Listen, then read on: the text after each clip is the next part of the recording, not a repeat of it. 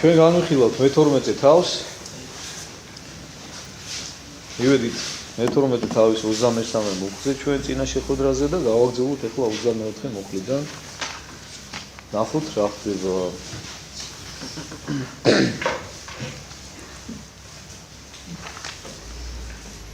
ძალიან არ მომწონს რომ ესეც ციცივეა და ეხლა რაღაცნაირად ვიზრუნეთ, ვეცდებით რა, რომ აი ხა ის კი მქონდა ჩართული ის პლიტა ეხა ის ირაკლი როუზის სადაც.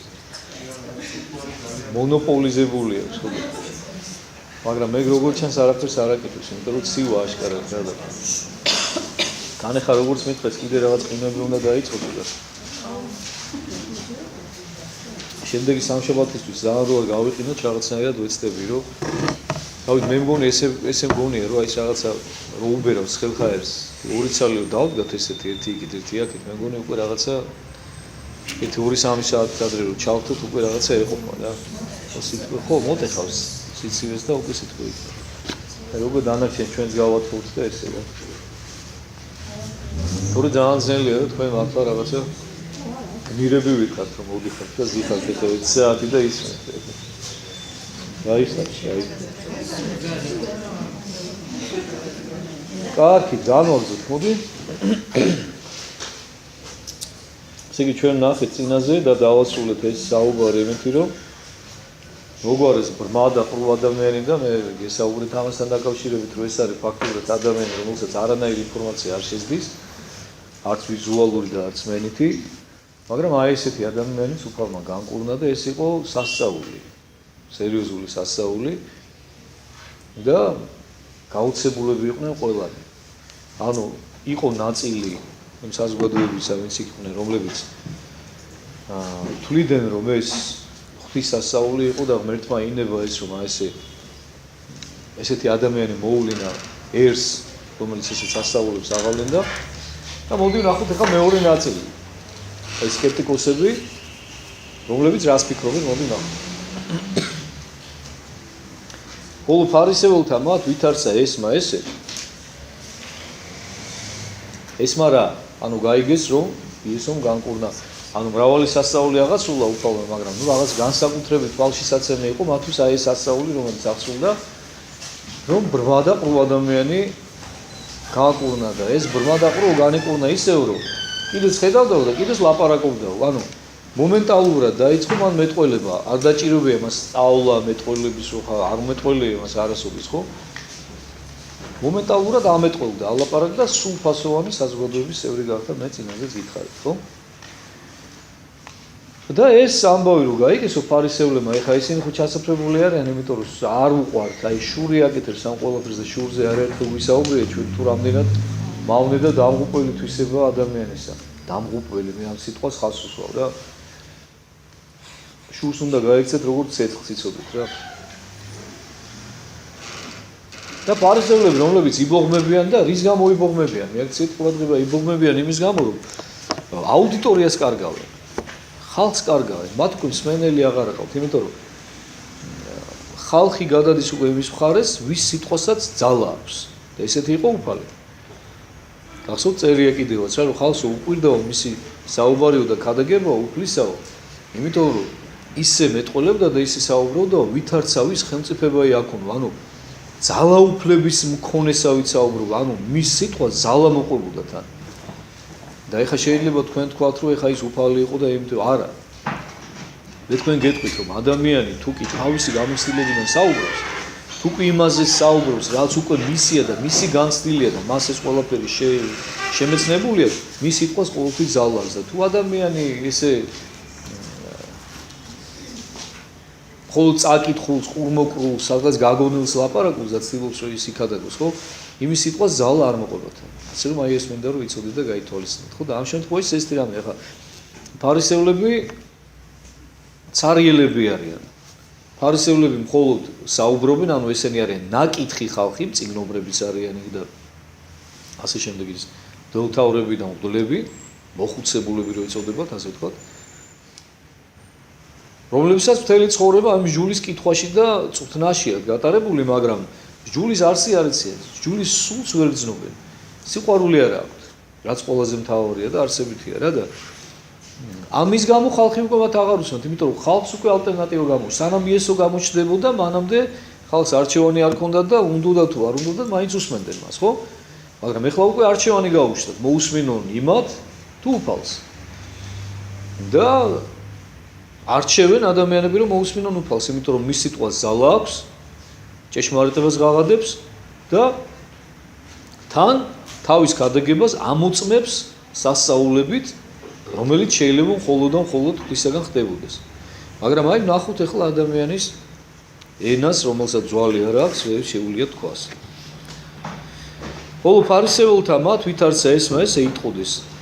ესე არა განასხავს ეშმაკთა გარნა ბელზებულითა მთავრითამით ეშმაკისათა. დაინახეს ყურნება, ეხლა ყურნებაზე თვალს ვერ დახუჭავენ, ხო? იმიტომ რომ ფაქტია, ამას ყველა ხედავს, რომ ნამდვილად განიკურნა. მაგრამ ეხლა რაღაცას ხო უნდა დააბრალონ, რაღაცა შარი ხო უნდა მოძრონ, ეხლა შარი რაში გამოიხატება, უყურეთ? რომ კიო, კი კურნავსო, მაგრამ ღვთის ძალით კი არ კურნავსო. ეშმაკის ძალით კურნავსო, ბელზებულის ძალით, ბელზებული მათი რაღაცა ერთ-ერთი ეშმაკის რაღაცა. თავრითამით, ანუ თავრად ითვლებოდა ეშმაკების რა, ბნელი ძალების და ბოროტი ძალების, ბელზებული განდევნის დანარჩენ ეშმაკებს. ანუ თვითონაც ეშმაკეულია, უფალს ეშმაკეულობას აბრალია სამგე. და იმდენად დიდი ეშმაკეულია, რომ აი იმ თავართან არისო შეკრულიო იმ ბელზებულთან. და იმითი დევნისო ამ პატარ-პატარა ეშმაკებსო რა, ნუ რაღაცა, ნუ აი რაღაცა ხო უნდა თქვას ადამიანმა რა, რაღაცა ხო უნდა მოიფიქროს და აი მოიფიქრეს აი ეს რაღაცა ალოგიკური რა. და უფალი როგორ ამხელს ახლა მათ მოდი ვნახოთ. იცოდნა იესოს რა ხვან იგი გულისა მათისანი და რქვა მათ. ყოველი მეუფებაი, რომელიც განეულთის თავსათვისა მოუხრდის და ყოველი ქალაქი გინა სახლი, რომელიც განეულთის თავსათვისა ვერ დაემტკიცის. და უკვე თუ ეშმაკი ეშმაკსა განხდის, თავსათვისა განეულთა, ვით არ დამტკიცნეს მეუფება იმის. ანუ უფალი ძალიან მარტივად უმტკიცებს მათ. ყოველი მეუფებაო. ანუ სახელმწიფო, თავრობა, რომელიც თავის თავს დაუპირისპირდებაო, ვერ დამტკიცდებაო, ანუ დაიშლება, დაინგრევა, ხო? ყოველი სახლიო, გინა ქალაქიო, რომელიც თავის თავს დაუპირისპირდებაო, ვერ დამტკიცდებაო, ეს ხომ ესეა, ხო? და თუკიო ეშმაკიო, ეშმაკებს დევნისო და თვითონ უპირისპირდებაო იმათ, ვინც მისი მსახურები არიანო. როგორღა დამტკიცდებაო მისი ძლიერებაო. ანუ ამით ეუბნება მათ, რომ ტელეფონი თუ შეიძლება გათიშეთ ყველამ რა. გათიშვა არ არის აუცილებელი, შეგიძლიათ უბრალოდ ვიბრაციაზე დააყენოთ, რომ აი ზარი არ შემოვიდეს და არ შეგვიჩალოს ხელი რა. ძალიან დიდი თხოვნა მაქვს და მინდა რომ გთხოვოთ ყველას და გაითვალისწინოთ, რომ აღარ დამჭირდეს ამის გამეორება. და თუ კი ეშმაკიო თავის თავს დაუპირისპირდებაო, როგორღა დამტკიცდებაო მისი სიძლიერე, როგორღა დამტკიცდებაო მისი მეუფება, ის შეუძლებელია, ხო? იმიტომ რომ ნებისმიერი ძლიერის სურვილი არის ის, რომ იყოს რაც შეიძლება ძლიერად და რაც შეიძლება მტკიცეთ, ხო? ერთგული ხალხი შემოიკრიბოს გარშემო. ეხლა თუ კი თვითონ უპირისპირდება თავის ქვეშემდომებს და თუ კი შიდა ამბოხია და შიდა დაპირისპირებაა შიგნით, ის ყოველთვის განწირულია დასანგრევად. მე ანუ ის სიძლიერე აუცილებლად გაიხიჭა, გათიშე და იბატონე ეს არის, ხო? ბოროტის პრინციპია ეს. ხო? სიძლიერე უნდა დაარღვიო, ჯერ შიგნით რაღაცა შუღლი ჩათესო, მე ადვილად შეიძლება იმის დაანგრევა. ის შუღლი თუ არის, ისინი უკვე თვითონ თავის თავს შეჭამენ და თვითონ დაანგრევენ თავიანთ თავსა. აი ამბობს უფალი რა, რომ თუ კი ეშმაკიო თვითონ დაუპირისპირდაო თავის თავსო. და თუ კიო ის დიდი ეშმაკიო დანარჩენ პატარა ეშმაკებს დევნისო. მაშინ როგორ დამტკიცდებაო მისი მეუფება, ანუ როგორღა შეძლებს ის ადამიანებზე იბატონოს. როგორღა შეძლებს ადამიანების სხვადასხვა ცოდვაში არათუ ჩაალდოს, არამედ შეინარჩუნოს მე იმ ცოდვაში. ვეღარ შეძლებს, ხო? წარმოუდგენელია. და რა თქმა უნდა ამ არგუმენტს ვერავინ ვერ დაუპირისპირდებოდა. და უკვე თუ მე ბელზებულითა განვასხამ ეშმაკთა, ძენი თქვენი რაითა განასხმებ? აი ნახე, როგორ რაღაცას ეუბნება უფალი, აი პირდაპირ მტკივნეულ ადგილზე დააჭირა. კაი, თქვათ, ჩემზე გული არ შეგტკივათ. იმიტომ რომ მე ვიღაცა ვარ თქვენთვის, უცხო ვარ. და არ გიყვარვათ. მაგრამ თქვენი შვილებიც რო ამას აკეთებენო და მისი შვილები, მათი შვილები იყვნენ იესოს მოწაფეები.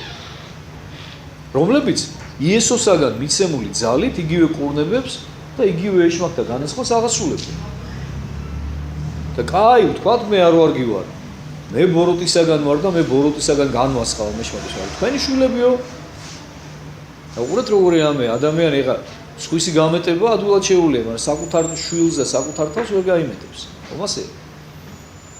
და ინა ჩაყვაბეს უკვე რა, იმიტომ რომ ეხლა რო ეთქვათ რომ ჩვენი შვილებიც ეშმაკით განასხავენო, ეგ უკვე აღარ გამოდიოდა, ეგ აღარაც ყოფდათ მათ.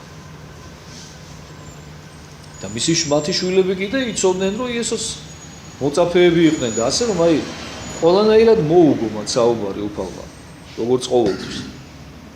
მაგრამ ამის შემდეგ რა ხდება ხოლმე? ეხა უფალი მათ ყოველთვის უგებს ამ სიტყვის პაექრობას, როგორც ყოველთვის მოსალოდნელია, მაგრამ ამის შემდეგ იმის მაგივრად რომ ისინი გონს მოეგონ და ბოდიში მოიხადონ და მიხვდნენ რომ თუნდაც მართალი ყოფილიყარ და აი რა კარგია, ხო და თვითონაც გადაეწყო ამ სიმართლის აზრზე, ესე კი არ ხდება.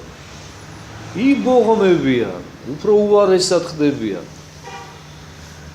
და ჩვენ წინაზეც წავიკითხეთ რომ მოკლაუნდებათ მისი. აი ხედავთ ამ პარტავანი ბუნება როგორია ადამიანისა? ოღონდაც თავი არ დაიმდაბლოს, ოღონდაც არ აღიაროს რომ თვითონ შეცდა. ოღონდაც მისი რეპუტაცია არ შეილახოს საზოგადოების წინაშე და მზად არის რომ სხვა გაიმეტოს.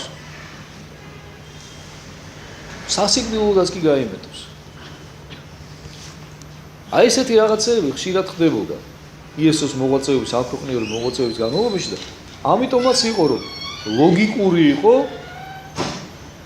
აი ესეთი შურიანი ბოღმა ამპარტავანი ადამიანების მხრიდან მისი ჯვარცმა და მისი მოკვდინება. აბსოლუტურად ლოგიკული იყო. იმიტომ რომ წინააღმდეგ შემთხვევაში მაშინ უნდა ეღიარებინათ მათ თავიანთი შეცდომა, თავიანთი ამპარტავნება, თავიანთი დაცემულობა და პატიება უნდა ეთხოვათ ღვთისთვის, მაგრამ ამპარტავანისთვის ეს გადაულახავი ამოცანა. უკვე თუ მე ხო, ეუბნებოდა. ძენი თქვენი რაითა განასხმევენ. ამისთვის იგინივე მსაჯულ თქვენ და იყვნენო. ხედავთ? ამიტომ მე არც ჩავერევი, აი თქვენივე შვილები განგსჯიან თქვენო. თქვენივე შვილებიდან იმხილებით თქვენო. იმიტომ რომ ისინიც იგივეს აღასრულებენ, რაც მე ვაკეთებ. უკვე თუ მე სულით აღმრთისათა განვასხა მეშმაკთა, მოსა მეიწია თქვენზე და სასუფეველი ღვთისა. და მე თუ ჭეშმარიტად ღვთის სულით ვაკეთებო ამასო, თქვენზე სასუფეველი ღვთისაა მოწეულიო. სასუფეველი მოგიახლოვდათ და გონს მოეგეთ ადამიანებო, უფალი ეუბნება. ამხელად ჯილდო მოვიდა თქვენზე გახსოვთ სხვაგან ამბობს რა, ბევრგან წინაზეც წავიკითხეთ ჩვენ რომ ქალაქებს მიმართავთ რა, რომ მიმართავს უფალი რომ იმ ქალაქებშიო თქვათ იმ სოდომში, გომორში რომ შეძლებოდათო, იმათ რომ ის ეხიულათო, რასაც თქვენ ხედავთო, ანუ გულისხმობს თავის თავს, განხორციელებულ ძეკას, ძეღვთვისაც. იმათ რომ ის სასწაულები ეხილათ, რასაც თქვენ ხედავთო, ისინი შეინანებდნენ. და ის სასჯელიო მათზე აღარ მოიწეოდაო. ამიტომ თქვენო ბევრად მეტი სასჯელი მოგელითო ღვთისაგან. აქაც ამბობს ეხა უფალი რომ თუმე სულით ღვთისათა განვასხა მეშმაკთა.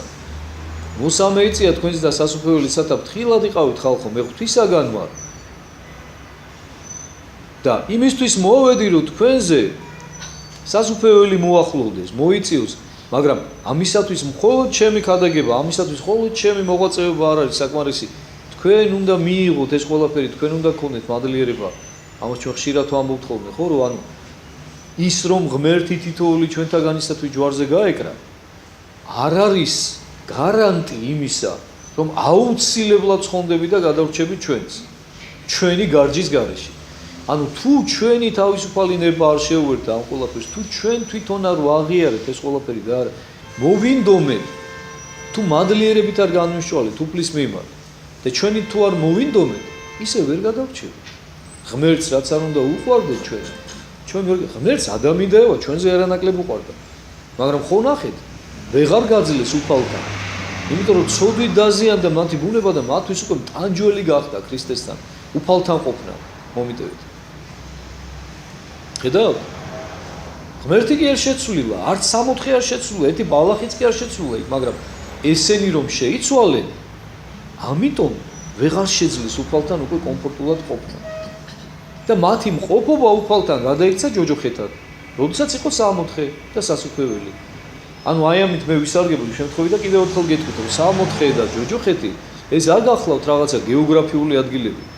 ეს გახლავთ ადამიანის შინაგანი სულიერი მდგომარეობა. ეს მინდა რომ კარგად გაიაზროთ თითოეულმა თქვენთაგან. 64-ეული, სასუფეველისეული მდგომარეობა არის, როდესაც ადამიანის სული შერიგებულია უფალთან. იმ სულით სუნთქავს რასულითაც უფალი და ჯოჯოხეთური მდგომარეობა, ანუ ტანჯველი მდგომარეობა არის, როდესაც ადამიანის სული დაპირისპირებულია ღვთის სულთან და მას უყვარს რაღაცა ისეთი და მithვისებული აქვს რაღაცა უცხო, რაც ღვთისა არ არის. და როდესაც უკვე ადამიანი განიცდის ამას და ის სიცხულის გზნობები რო ეწება და სინდისის ქეჯნა, აი ეს არის უკვე ჯოჯოხეთური მდგომარეობა ადამიანის. და უფალი ეუბნება, რომ თქვენზე სასუფეველია მოწეული ადამიანები. და გონს მოეგეთ, გამოფხიზლდით, მე თქვენთვის მოვედი, მე ჩემს მისიას აღვასრულებ აუცილებლად, მაგრამ თქვენ ყველანი მინდა რომ გადარჩეთ. ამიტომ დროულად გამოფხიზლდით. ბელზებულით კი არ განვასხავ ეშმაკებს. ღვთის ძალით განვასხავ ეშმაკებს. და ნაყოფისაგან შეიცავენ თუ აგერ ხა მოგვიანებით საუბრობთ ამასთან დაკავშირებით. მოდი გავაგზავნოთ. ანუ ვით არ ვის ხელეწიფების სახლსა ძლიერისასა შესვლა და ჭურჭელი მისი გამოთყვენვა. უკვე თუ არა პირველად შეკრა ძლიერი იგი და მაშინღა სახლი მისი იავარხოს. როგორ შეიძლებაო რომ ძლიერი, ძლევამოსილი ადამიანის სახლში შეხვიდეო და მისი ჭურჭელი წამოიღო, ანუ მისი საფასე, მისი ძვირფასეულობა მოიპორო მისი სახლიდანო, გამოიტაცო. თუ კიო ჯერ პირველად იმ ძლიერსად მიხედავო რა, ანუ იმ სახლის პატრონსო რა და იმას არ შეკრავო, ანუ დააბაო თოკითო, რომ იმან წინააღმდეგობა ვეღარ გაგიწიოსო და ისე წამოიღო მე იქიდან ანუ ის მისი ჭურჭელი. ანუ მე ესე უკურნავ იმ ადამიანებს, რომ მე ხელმწიფება მაქვს, მე იმ ძლიერზე უფრო ძლიერი ვარ, ამ სოფლის ძლიერზე. და მე მაქვს ხელმწიფება და ძალა იმისა, რომ ის შევკრა, ის დავატყვევო. ის მე მემორჩილება და შემდეგ უკვე შემიძლია რომ გავანთავისუფლო ის სახლი მისგან და წამოვიღო ყველაფერი ის რაც მან უკანონოდ მიიტაცა.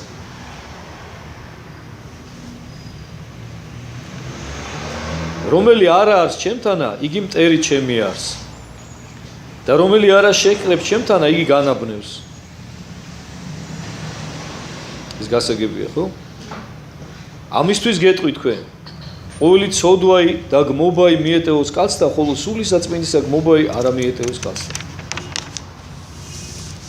და რომელმა თქვა სიტყვაი კაცისათვის, ძისა კაცისათვის მიეტევოს მას, ხოლო რომელმა თქვა სულისაწმინდისათვის არ მიეტევოს მას, არც ამას სოფელსა, არც ამ ერმეს ამას. აი მიეცეთ ყურადღება ეს მნიშვნელოვანი მომენტია კიდე სახარებაში, ანუ რას გულისხმობს უფალი? რას ნიშნავს რომ ძისა კაცისათვისო თუ თქვასო მიეტეოსო, ანუ ღმერთი განკაცდა, ხო? უფალმა სამების, ყოვლადწმინდა სამების მეორე იპოსტასმა ძე ღვთისა ადამიანური ბუნებაც შეიერთა. ხილული გახდა ჩვენთვის ღმერთი, რომელიც უხილავი იყო მანამდე, ხო? და თუ ჩემზე როგორც განკაცებულ ძე ღვთისაზე იტყვით რაიმე გმობასო უფალი ეუბნება, მიგეტევება თქვენ, იმიტომ რომ ღმერთი დიდსულოვანია და ღმერთი მოგიტევეთ თქვენ, ღმერთმა იცის რომ არ არის იოლი რომ ჩემში თქვენნაირივე ადამიანში ღმერთი დაინახოთ. ეს არ არის იოლი. ეს დიდ ძალისხმევას მოითხოვს და დიდ სულიერ სიმაღლეს მოითხოვს თქვენგან რომ ადამიანში ღმერთი განჭვრიტო, განკაცებული. მაგრამ და ამას მოგიტევეთ ღმერთი. მაგრამ სული წმინდის გმობა არ მოგეტევებათო. როდესაც თქვენ უკვე ხედავთ ცხად სასაულს, რომელიც შეუძლებელია სხვანაირად მომხდარიყო გარნა ღვთისაგან, არ მხოლოდ და მხოლოდ ღვთის ძალით რომ იყო შესაძლებელი მსგავსი სასაულის აღსრულება და აი ამას რომ დაინახავთ და მაინც არ მიიღებთ და დაგმობთ მაინც, ეს უკვე სულის გმობაა, ღვთის სულის გმობა, რომელიც თქვენ არ მოგეტევებათ.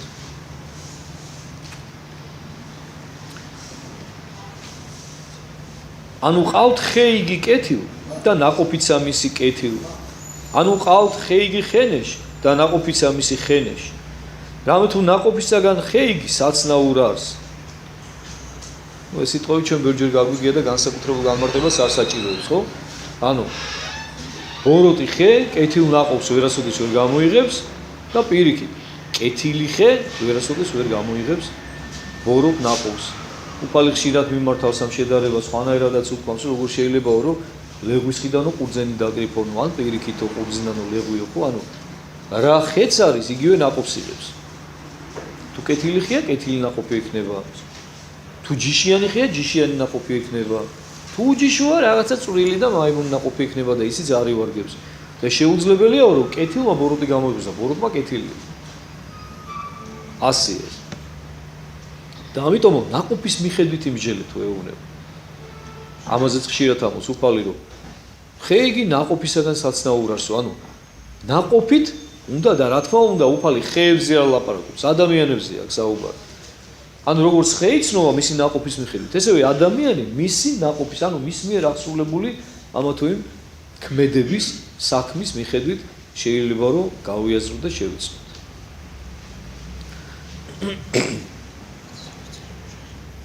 ანუ ეს არის ყველაზე უტყუარი შესამოწმებელი საშუალება, ნაყოფი. ანუ ლაპარაკით ძალიან ბევრი შეიძლება ილაპარაკოს ადამიანმა, მაგრამ მისი ცხოვრების წესი როგორია? აი ამას უნდა დააკვირდე.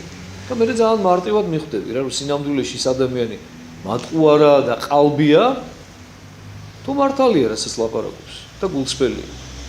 თუ მისი ნაყოფი კეთილია, ესე იგი ის ხეც კეთილი ყოფილა, ანუ თვითონ ის ადამიანიც. ნაშოვნო იქედნეთანო, ვითარ ხელგეწიფების კეთილისა სიტყვად, რამე თუ თქვენ უკეთურნი ხართ, რამე თუ ნამეტნავისაგან გულისა პირი იტყვი. ნაშოვნო იქედნეთანო, ალბათ ეს გამოთქმა გეცნობათ, ხო? გეცნობათ ვისგან? იოანე ნათლისმცემელისგან. ახსოვთ იოანე ნათლისმცემელთანაც მიდიან აი სწორედ ეს დღევანდელი ჩვენი სტუმრები, ფარისეულები და ეს წიგნობრები და ეუბნებიან რა, რომ ფარისეულურად თავს იკატუნებენ, რომ აბა ჩვენს გვინდა ნათლობა და ნათლისმცემელი დაენახავს თუ არა, ზუსტად ამ სიტყვების მიმართავს. ნაშოვნო იქედნეთანო, ვინ გიჩვენა თქვენ სილტოლვაი მერმისა მისგან რისხვისაო. ყავთ უკვე ნაყოფი ღირსი სინანულისაო. რამე თუ აწვეთ ცული ძირთა თანა ხეთაცა ძევსო. ყოველმან ხემან რომან არა გამოიღოს ნაყოფი კეთილი, მოიკვეთოს და ცეცხლსა დაეჯოსო. აი ეს არის სრული ციტატა იოანე ნათლისმცემლის სიტყვის. ზუსტად იგივე შინაარს იმეორებს ახლა უფალიც. და ისევ იქედნეს ნაშობებს ეძახის მათ. იქედნეს შხამიანი გველის ერთ-ერთი სახეობა, ძალიან შხამიანი გველისა, რომელსაც კიდე უცნაური რამ ახასიათებს, რომ როდესაც ცოცხალმშობიარეა ეს გველი. და როდესაც მისი წიწილი ჩნდება, დედის მუცელს გამოჭამს და ისე გამოდის გარეთ და დედა კვდება შემდეგ რა. და თავენთი მშობლების მკვლელებს ეძახის მათ. იმიტომ რომ მათ სწორედ თავენთი მშობლები, თავენთი წინასწარმეტყველები თვითონ დახოცეს. აი ამ ხალხმა სწორედ რა, აი ესე მოაზროვნეები. ეხაც ნაშობს იქედნეთას ეძახის, შხამიანებს, გესლიანებს, გველებს, ხედავთ?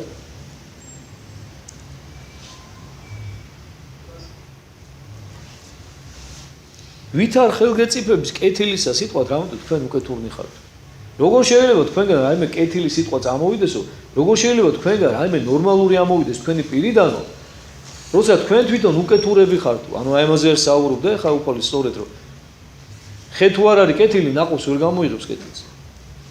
და თქვენ ხართ უკეთურები და სავსე 1000 სისაძაგლით და საზიზღრობით და როგორ შეიძლება თქვენგან თქვენი პირიდან რაიმე ჯანსაღი და კეთილი ამოვიდეს, რაც არ უნდა ლამაზად შეფუთოთ. ის თქვენი სათქმელიო, აი მას ეუბნება უფალი. მე ნახე რას აგზელებს რამე თუ ნამეტნავისაგან გულისა პირი იტყვინო. ანუ ბაგე იმას ახმოვანებს, რაც გულში დაგროვილია.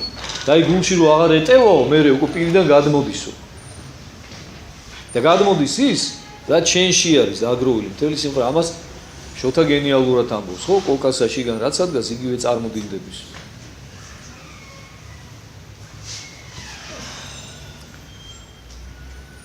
კეთილმა კაცმან კეთილისაგან საუნჯისა გამოიღის კეთილი და ბოროტმა კაცმან ბოროტისაგან საუნჯისა გამოიღის ბოროტი. ხოლმე გეტყვი თქვენ, რამე თუ ყოველი სიტყვაი უქმი, რომელსა იტყოდიან კაცნი, მისცენ სიტყვაი მისთვის დღესამას საჯელისას, რამე თუ სიტყვათა შენთაგან განმართლდე და სიტყვათა შენთაგან დაისაჯო. ეს არის უმნიშვნელოვანესი ფრაზა, რომელიც მინდა გთხოვოთ თითოეულ თქვენთაგანს, რომ დაიმახსოვროთ და გახსოვდეთ ცხოვრებაში სულ, იმიტომ რომ აი ერთ-ერთი ცოდვათაგანია, ხო? თქვენ ხშირად გინახავთ და მოგინანიებიათ კიდევაც. უქმი მეტყველება. და უქმი ერთია. და მეორეა კიდე, როდესაც ეს უკვე რაღაცა განკითხვის და ცილისამების ელემენტებს შეიცავს. ხედავთ უფალიას ამბობს? ყოველი სიტყვა, რომელიც შენი პირიდან ამოდისო, მოგეკითხება ღვთის წინაშე. და შემდეგ ესეთი ფორმულა მოსდევს ამას. სიტყვათა შენთაგან გამართლდე და სიტყვათა შენთაგან დაისაჯო. რატომ სიტყვათა? იმიტომ რომ კიდევ ერთხელ შეგახსენებთ, ნამეტნავისაგან გულისა პირი იტყვისო. ანუ შენი სიტყვა შენი გულიდან მოდის. და რაც შენი გულიდან, ანუ შენი ბაგიდან ამოდის, აი ის გაგამართლებს ან წარწმენდავს ღვთის წინაშე. ამიტომ ძალიან დიდი მნიშვნელობა აქვს შემოძვიფასებო, რომ დაუკვირდეთ ყოველ სიტყვას, რომელიც ჩვენი პირიდან ამოდის. 100 ჯერ გაზომე და ერთხელ გაჭერიო. ქართველი კაცი ამბობს. პირზე მომდგარსა სიტყვასაგან სულ ყველას თქმა უნდაო. ზოგჯერ თქმას ჯობს არა თქმასა, ზოგჯერ თქმითაც დაშავდებისო და ესე უამრავი ანდაზა არსებობს ამასთან დაკავშირებით. სიტყვა ვერცხლია, დუმილი ოქრო. უნდა გვახსოვდეს, მდუმარება ერთ-ერთი ასკეტური მოღვაწეობის სახეობა არის ვერმონაზულ ცხოვრებაში, რომელიც არის ურთულესი დამჯერით.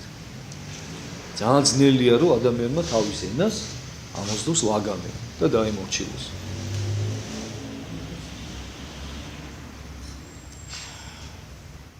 ამიტომ ძალიან გთხოვთ, მიაქციეთ ყურადღება რა გამოდის თქვენი პირიდან. რა სამბობთ ღვთის წინაშე. ამას ძალიან დიდი გადამწყვეტი მნიშვნელობა აქვს ისოდე თქვენი ცხოვრებისათვის. თქვენ რო გონიათ რომ რაღაცას ამბობთ ეს სიტყვები ჰაერში იფანტება, არაფერი არსად არ იფანტება, გახსოვდეთ რა. ყველაფერი ღვთის წინაშე დაგხვდება თქვენ. თითოეული სიტყვა, რომელიც თქვენი პირიდან ამოვიდა. და ის შემდეგ ან გაგამართლებთ და ან წარწმენდავთ და დაგუპავთ. და მიექციეთ ისევ თავის ყურადღება. მაშინ მივიეთმე უკეს მწიგნობართაგან და ფარისეველთა და რქვეს, მოძღვარ გუნებავს შენგან სასწაულისა ხილვათო. აი ხა ნახეთ რა უბრალოდ რა აი სასწაული ხალხი რა მართლა რა. აი გლის თავზე სახარებას კითხულობდენო რა. ესე იგი სასწაულების მეტი რა აღასრულა უფალმა. ეხლა სწორედ სასწაულის შემდეგ საუბრობს. სასწაული აღასრულა, ბრმა და ყრუ ადამიანი განკურნა, მანამდეც რამოდენიმე კურნება იყო. იხილეს ეს ყველაფერი, საოცარი სასწაული იხილეს, ხო? შემდეგ დარიგება მოისმინეს უფლისაგან, აი ეს ქადაგება მოისმინეს საოცარი, წარმოიდგინეთ. აუხსნა ღმერთმა ყველაფერი და მივიდნენ, ეხლა ეს ხალხი სწორედ ვისკენაც მიმართული იყო უფლის საუბარი, აი ეს ფარისევლები და მწიგნობრები. და მივიდნენ და თან თავსი კატონებენ, მოძღვარს ეძახიან, მოძღვარო. გუნებავს შენგან სასწაულისა ხილვად, გვინდაო რომ სასწაული გვაჩვენო. ფოკუსი ჩავგიტარეო, გვაჩვენეო რა.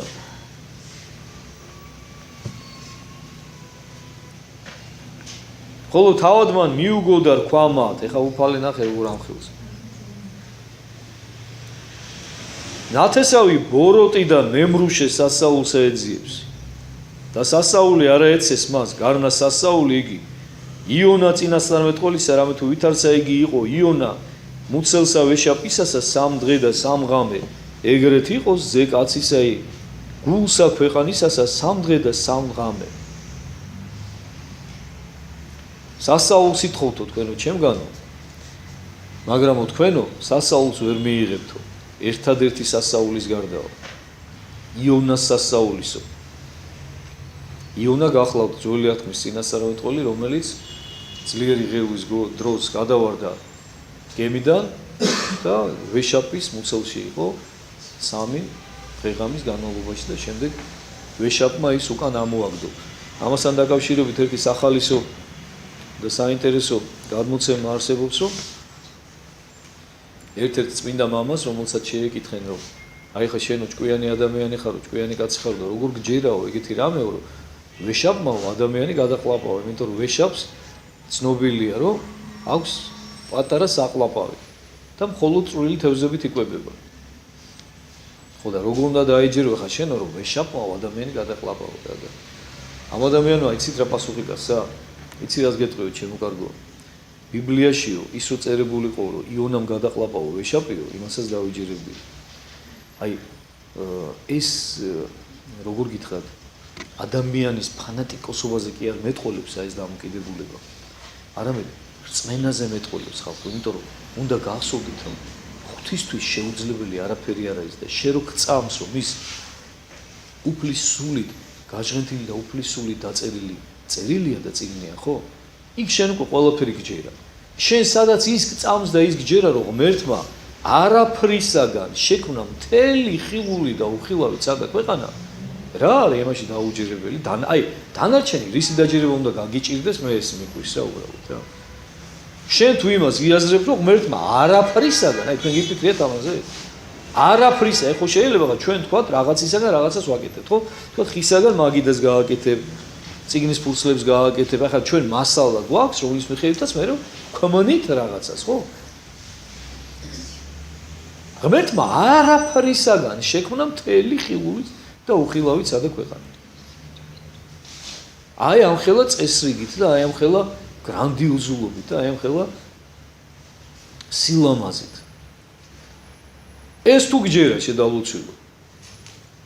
სხვა რისი დაჯერება უნდა გაგიჭირდეს კიდე მე რა ვიცი, ჩემთვის ცოტა გაუგებარია.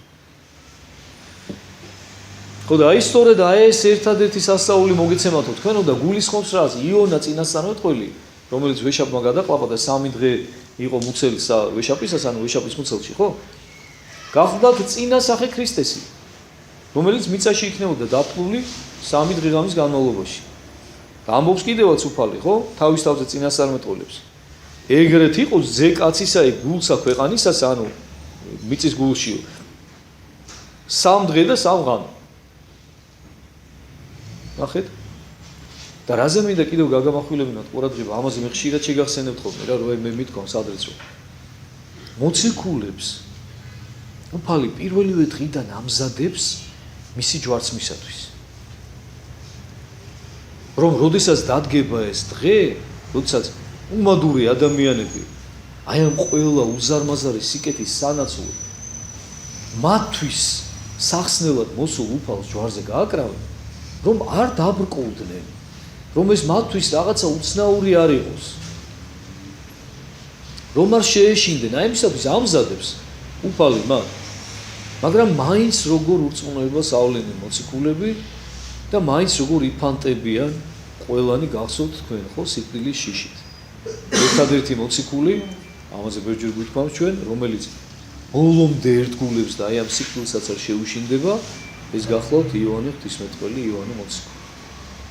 ხო, დანარჩენები აბსოლუტურად ყველანი სიკვდილის შიშის გამო იფანტებიან და არიან დამალულები.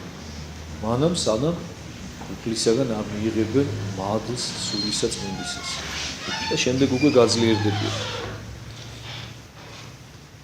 და აი ამ ხალხს, რომლებიც აი ამ სასაულს ეძებენ, ნათესავს ბოროტსა და მემრუშეს უწოდებს. ამხილა ეს ხალხი. ნათესავი ბოროტი და მემრუშე სასაულს ეძიებს. ამიტომ მოდი ჩვენც ნუ ვიქნებით სასაულის მეძიებლები, ჩემო ძვირფასო ადამიანებო, რა. იმიტომ რომ კიდევ ერთხელ გეუბნებით, ყოველს დიდი სასწაული თუ გინდათ ნახოთ, ჩაიხედეთ სარკეში და დაინახავთ სასწაულს. ადამიანზე დიდი სასწაული არ არსებობს. და გაიაზრეთ. ამხელა საოცრება ხართ ღვთისა. და ნუ გონიათ რომ ეს ყველაფერი ესეც უნდა იყოს. ღვთის საჩუქარი ხართ თქვენივე საკუთარი თავისთვის.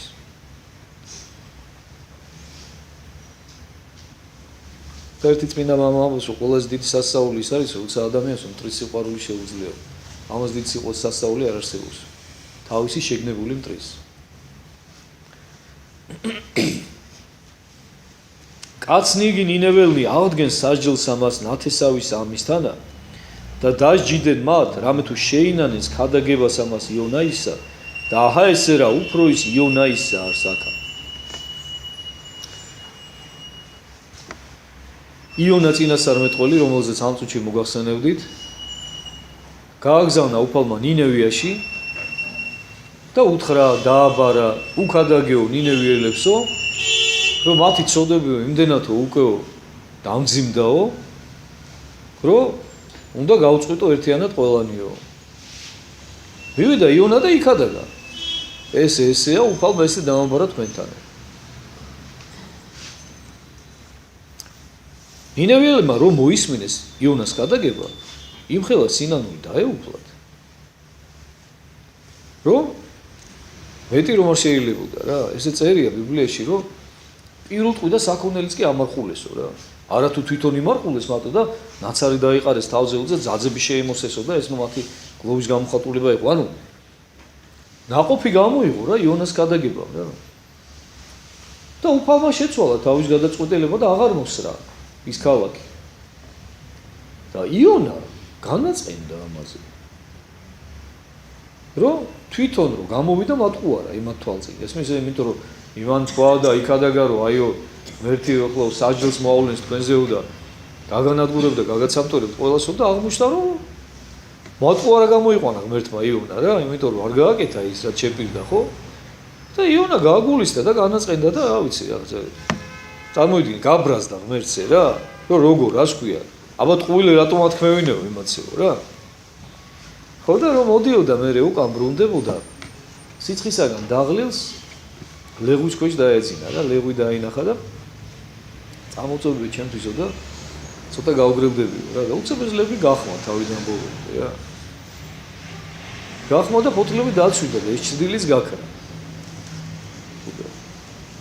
შეეცოდა ნინივისა იონას ეს ლეღვი რა.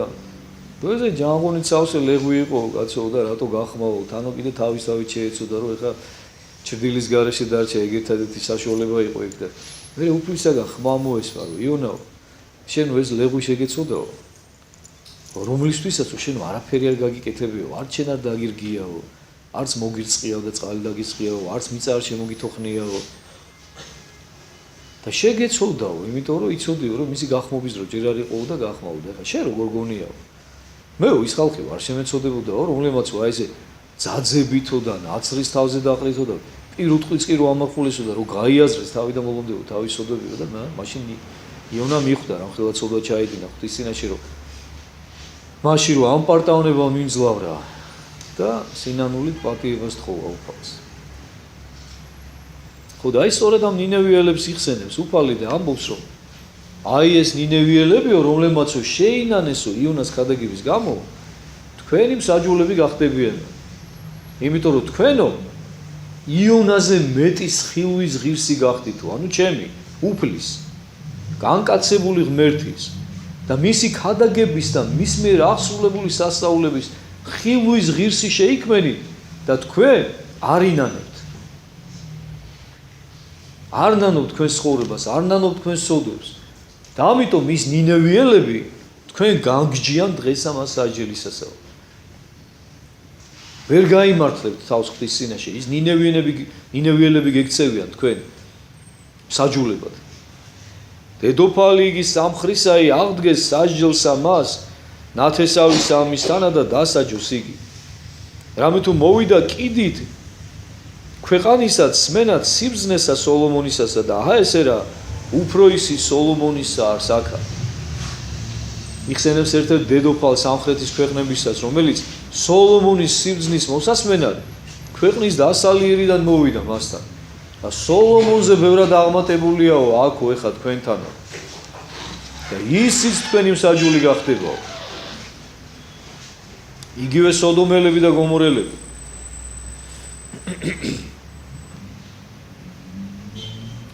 ხოლო რაჟამ სული იგი არაწმინდაი განვიდის კაცისაგან, მიმოვალ ურწყულთა ადგილთა და ეძიებ განსვენებასა და არა პოვის.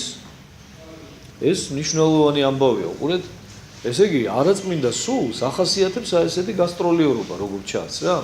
ანუ ადამიანში კი მკვიდრობს, როდესაც ადამიანი თავს უთმობს თავისი სულიერი მოშვებულობით, ხო, ამა თუ იმ ბოროტს.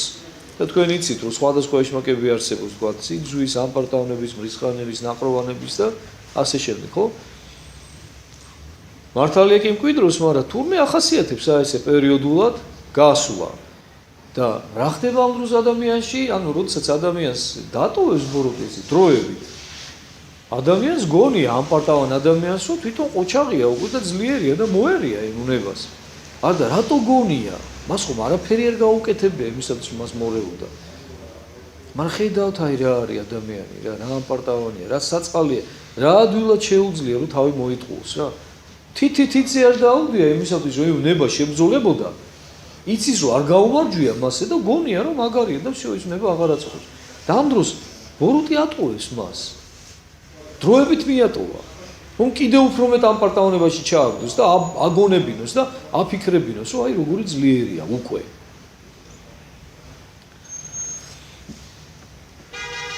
მიმოვალ ურწყულთა ადგილთაო და ეძიებ განსვენებასაო და არა პოვისო რა. ანუ რაღაც დასვენებას ეძებსო რა, ბოროტიო და ვერსად ვერ ისვენებსო რა. მაშინ თქვისო, მერე იტყვისო. მივიქცე სახედ ჩემდაო, ვინაიცა გამოვედო. ხედავთ როგორი თავხედია? ადამიანს თავის სახლს ეძახის. ჩემ სახლში დაუბრუნდებიო, საიდანაც გამოვედიო რა. რა სუსტია ადამიანი წარმოიდგინეთ და მოდი მე მინდა რომ ჩვენ ყველამ გავიაზროთ ეს ყველაფერი ხალხო, ჩვენ თითოეულ ჩვენთაგანს გვეხება, იმიტომ რომ არც ერთი ჩვენთაგანი არ ცხოვრობს წმინდად და ყველას ჩვენი ვნება გვაწუხებს, ყველა ჩვენი ვნებითა ვართ ძლეული. და აი რა ვნების ეშმაკითაც ვართ ძლეული, უნდა გვახსოვდეს რომ ის ეშმაკი ჩვენ საკუთარ სახლს გვიწოდებს. ეს ძალიან ძიმე რაღაცაა. ახლა თქვენ თუ გაწყობთ ესეთი სტუმარი და ესეთი მასპინძელი ფაქტიურად თქვენს თავში, კი ბატონო, მაგრამ ახლა მე პირადად არავითარი სურვილი არ მაქვს და მინდა რომ მაქსიმალურად ვეცადო და ვიბრძოლო მთელი ჩემი ქრისტიანული ცხოვრებით, რომ აღარ იყოს ჩემს სახლში ეშმაკი მასპინძელი, ჩემს სულში. და იყოს არასასურველი სტუმარი, რომელიც ჩემი ღვაწლით და ღვთის მადლით და შეწევნით წავა. და აღარ მომეკარებოდა. ესე უნდა იყოს თქვენს. მეტყვი რომ ხედავთ როგორი თავხედია. იმის გამო რომ ადამიანი თვითონ თავისი ნებით უთმობს მას თავის სულს, საკუთარ სახლს ეძახის მერე ადამიანს. დაუბრუნდებიო ჩემ სახლში, საიდანაც წამოვედიო. და მორავიდის პოვის იგი მოცალე, გამშვენებული და შემკულიო. გამშვენებული და შემკული, დალაგებული და დაწყნარებული ხდებაო ეს თავის სახლიო რა.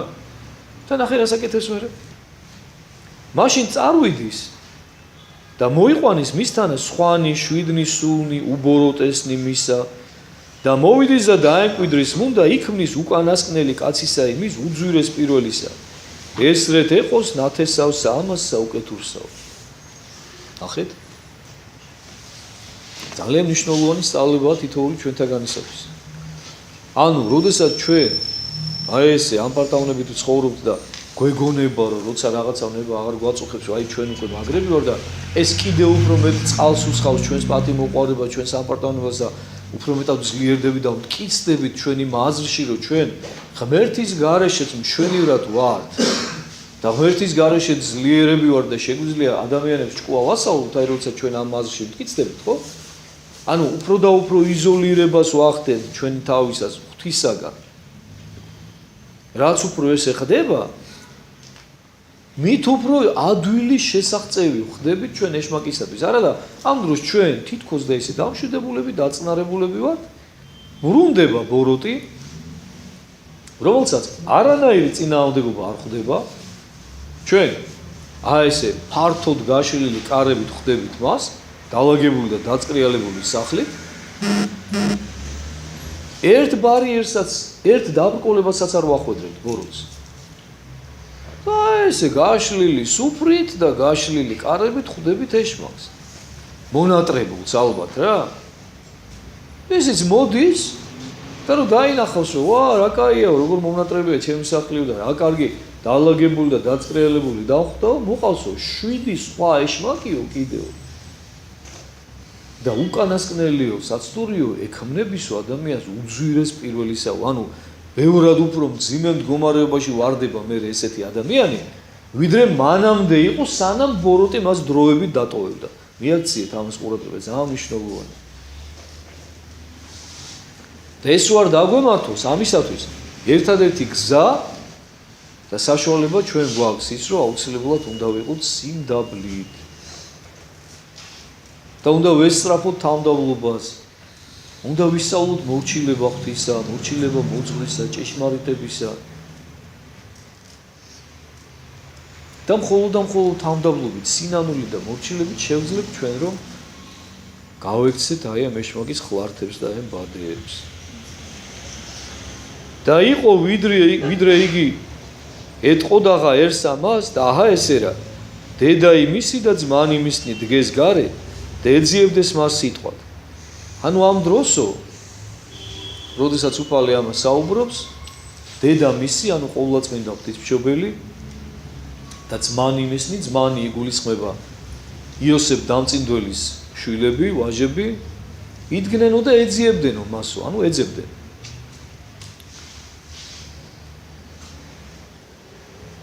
რაღაცის თქმა უნდათ რომ მისთვის რა ეძიებდნენ მას სიტყვად.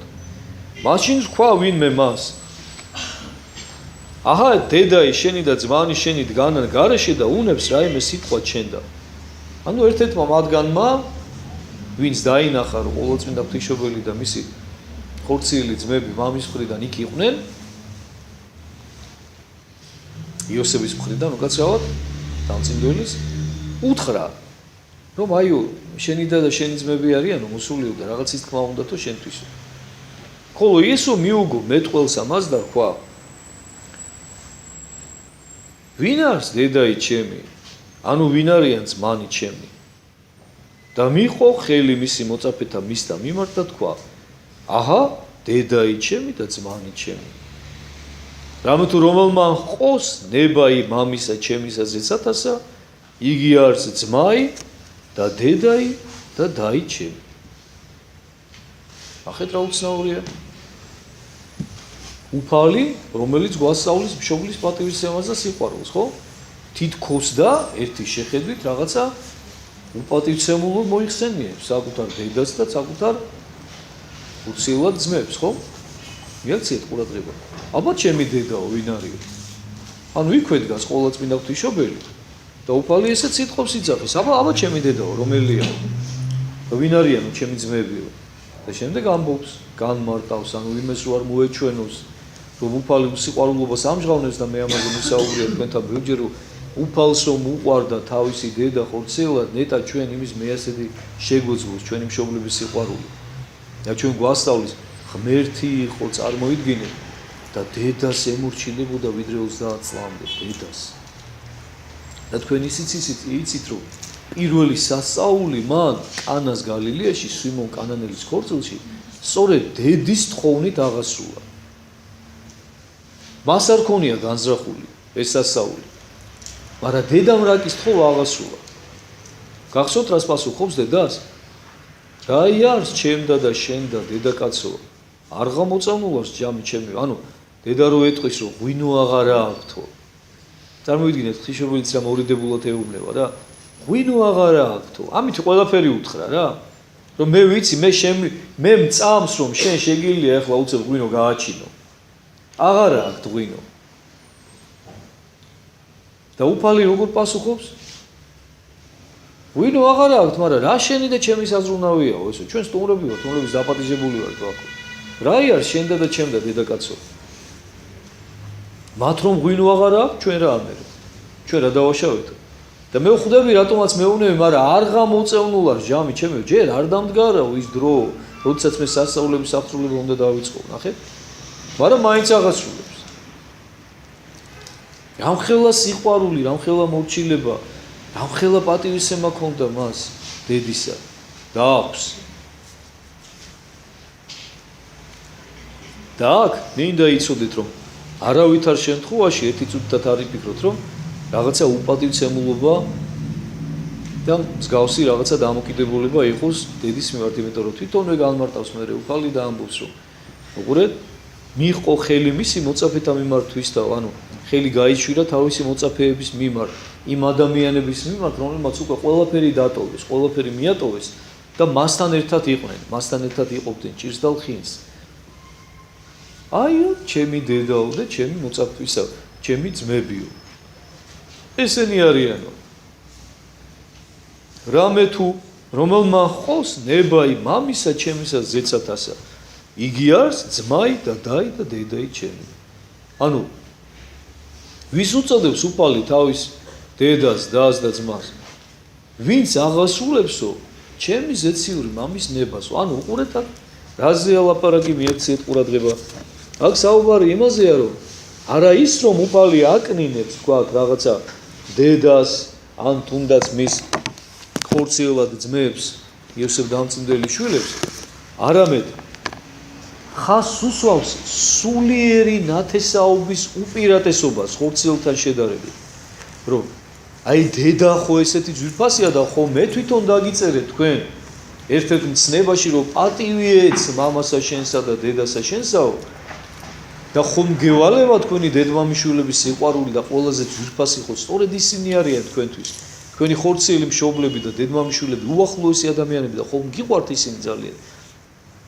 მაგრამ გახსოვდეთ, რომ ამაზე ბევრად უფრო უპირატესია სულიერი ნათესაობა უფალთან. და მე ღმერთი ვარ განკაცებული, მე თქვენ მხედავთ ხორცში მოსულს და ხედავთ ჩემ ხორციელ დედას, რომელმაც მე ამ ქვეყანაზე მომავლინა. იმ ადამიანებს, რომელსაც თქვენ ჩემ ძმებს ეძახით. მაგრამ მე გეტყვით თქვენ, რომ ჩემთვის ბევრად უფრო ახლობელი და ძვირფასია ყველა ის ადამიანი და ჩემთვის დედის, დის და ძმის რანგში გავა. ანუ აი ამ ხორციელი უახლოესი ნათესაობის რანგში გავა და ამაზე უფრო მაღლა დადგება კიდევ ნებისმიერი ადამიანი, რომელიც შეიძლება იოტისოდენად არ მენათესავება მე სისხლის მიერად, მაგრამ იქნება აღმასრულებელი ნებისა, მამისა, ჩემისა ზეცათასა. ხედავთ? ანუ რითი გვაფასებს და რითი შეგვაფასებს ჩვენ უფალი? იმის მიხედვით ჩვენ რამდენად აღვასრულებთ მამის ნებას, ანუ ღმერთის ნებას, ჩემი ზეცათასა. აი თუ ჩვენ ღვთისნების აღმასრულებლები ვიქნებით, ღმერთი ჩვენი ღვიძლი გახდება და ჩვენს უფლის ღვიძლი ნათესავები ვიქნებით, სულიერადაც და ხორციელადაც. და შეიძლება შენ ხორციელი ნათესავი იყო, ვინმესი არა აქვს მნიშვნელობა. აი თქვა ჩვენ სინამდვილეში რო თქვა, შეიძლება პატრიარქის უახლოესი ნათესავი იყო, მაგრამ შენ არ გეგონოს, რომ ეს პატრიარქის უახლოესი ნათესაობა გიშველის და გაცხონებს. შენ გიშველის და გაცხონებს ღვთის ნების აღმსრულებლობა, თუ აი ესეთი იქნება. აი ეს არის სწორედ ყველაზე არსებითი და მნიშვნელოვანი და მინდა რომ ჩვენს გავიაზროთ და გვახსოვდეს, რომ ჩვენ ცხოვრებაშიც ყველაზე მთავარი არის არა მოსმენა მხოლოდ ღვთის სიტყვის, არამედ აღსრულება. გახსოვთ რას ამბობს უფალი? ნეტარ არიან რომელთა ისმინონო და ყონო მერეო. ანუ მარტო მსმენელები კი არა, არამედ მყოფელნი მერე. ისი გავიც გახსოვთ ალბათ ხო, როდესაც თესვარი გამოდის სათესად და ზოგი თესლი კლდეზე დავარდება, ზოგი დავარდება გზაზე, ზოგი ეკლიანში და ზოგიც კარგ ნიადაგზე. ხო და აი კარგ ნიადაგზე რო დავარდება და რო აღმოცენდება და უკვე ნაყოფს რო გამოიღებს, აი ესეთ ადამიანს იცნარებს უფალი და ესეთი ადამიანი ითვლება ღვთის წინაშე არა მხოლოდ მსმენელად, არამედ მისი ნების მყოფელად. ანუ გახსოვდეთ რომ მსმენელი მთელი სამყარო არის აბსოლუტურად. დღეს მე-21 საუკუნეში აი ამ ჩვენი თანამედროვე ტექნოლოგიების პირობებში ადამიანი აღარ არსებობს უკვე დედამიწის ზურგზე, რომლის ყურამდეც ინფორმაციულად არ მისულა სახარებისეული სიტყვა და ჭეშმარიტება, მაგრამ ეს არ გადაარჩენს მას. აი რამდენად არიან მე ამის გულში დამმარხველნი და საქმით აღმასრულებელი, აი უკვე ამით განისჯებიან თითოეული მათგანი. ჩვენი დღევანდელი საუბარი ამით დავასრულოთ, ამით დასრულდა მე-12 თავი. მადლობას გიხდით კიდევ ერთხელ ყურადღებისთვის, მადლობას გიხდით ამ გულმოდგინებისთვის და გამძლეობისთვის, რომ ამ სიცივეში და ყინვაში მოდიხართ და ერთი შეგეწიოთ და გაგაძლიეროთ.